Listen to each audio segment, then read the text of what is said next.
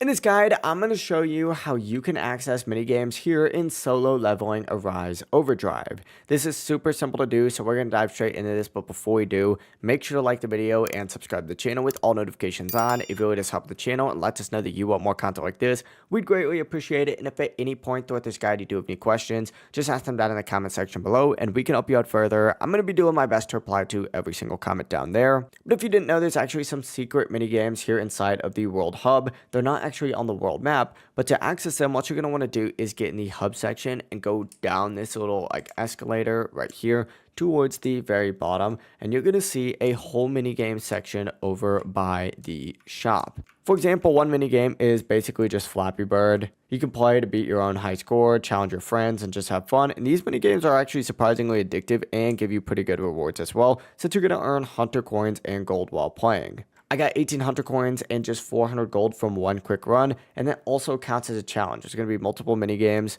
and more might be added in future updates, which is pretty cool, so you can play as much as you want. But that is it. It really is as simple as that. Check out these mini games. I think you guys will enjoy them. If you do and you did find this guide helpful, make sure to like the video and subscribe to the channel with all notifications on. It really does help the channel. It lets us know that you want more content like this.